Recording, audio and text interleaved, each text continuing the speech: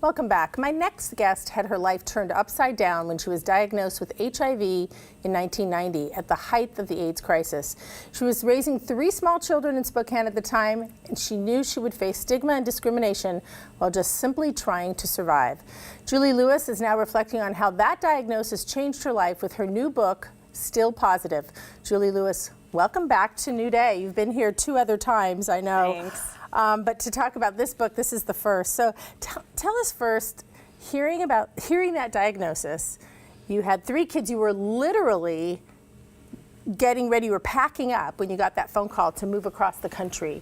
Tell us about that. Well, we were actually moving across the state of Washington. We were in Puyallup and we were moving to Spokane, but we were packing boxes. And I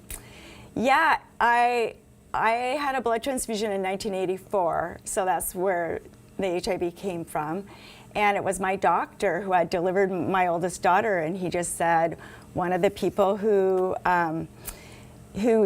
donated blood for your blood transfusion has AIDS now, and so you need to get a test. And to be honest, I had been really sick for a year with no good explanation. And so I just immediately kind of knew, this is it, you know. You didn't really need the test to validate well, that. I did take the test, and you had to take 2 tests back then, a screening test and then a more accurate test. But after my screening test came back positive, then they said everyone in your whole family needs to get tested. And that was like the moment that was really, hard, because I had a 2-year-old, a 4-year-old, and 6-year-old, and I'm taking them to get HIV tests, back in the day when it was very much a death sentence for many people. And that was a palpable moment in the book because you had to wait a weekend or a couple days to get those 4 days results. And so anyway, my oldest daughter was breastfed, and then my other 2 kids were born to an HIV positive mom. So the ones that were born, to me, there was no treatment or anything, so they had a 25 to 30% chance of being infected. So that was the worst part, was waiting to see if my husband and my children were infected. And they were not. And they weren't. So when the test results came in, at the initial, a lot of people, that's just like a real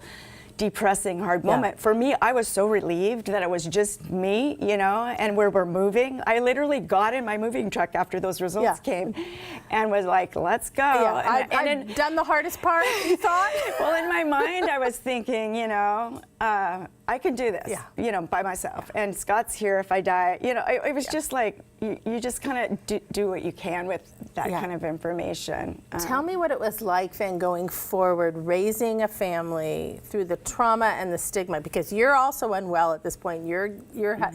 We'll start your regimen of what I think you've said 60,000 plus pills in this 39 years. What was it like kind of raising that family with this over you? Well, it was a lot. It was a lot, and there wasn't a guidebook to tell you how to parent with AIDS in your family. And so, with a 2-year-old and a 4-year-old and a 6-year-old, we just didn't tell very many people for 4 years, and until my oldest daughter asked us, and that's a long story in itself. But once we told Ryan 4 years later, he was 6. If you want your personal information broadcast to the whole world, just tell a 6-year-old. They're going to tell everyone. And we the checker at Albertsons, right? And then the kindergarten class. Well, I think he was in 2nd grade, but it's like, it was a lot, and yet he was comic relief. And once it was out there, it allowed me as a teacher to join a speakers bureau and do a lot of educating about the disease. So it was a bit of a relief then. In 1994, so 4 years later is when you went public. Yeah. So the whole first part of my book's in 3 sections. The whole first part is those years of silence and just waiting to die. I was given 3 to 5 years to live.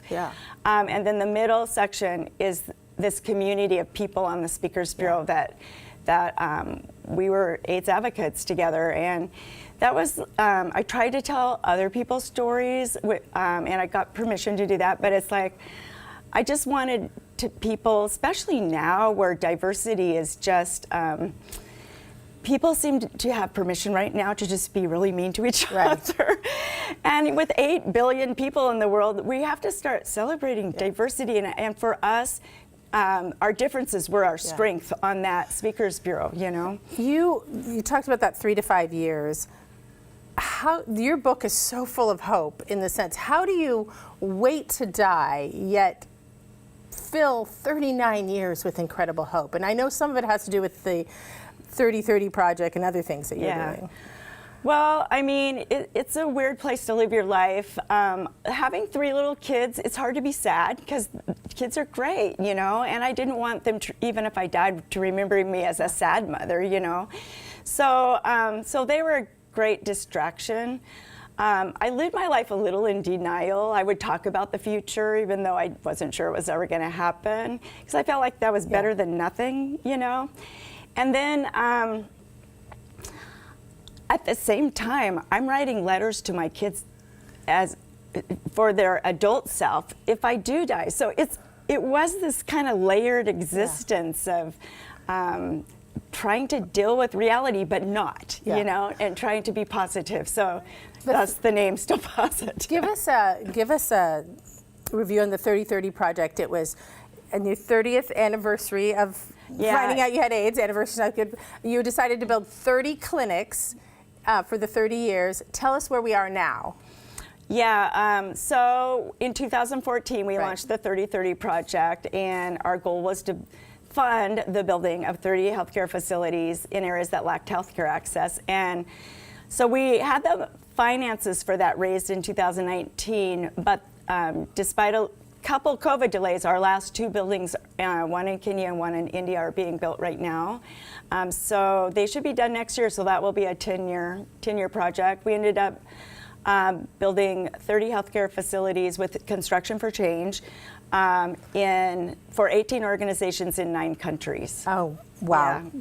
It was a lot. Bravo, bravo, and I know there's more work to come. And we should mention one of your kids is music producer Ryan Lewis, which I know you have been real upfront in the book about the special gifts all your kids have, and how special it was that he was able to use his celebrity to help move forward. For sure. The whole Macklemore team was so involved in raising that money.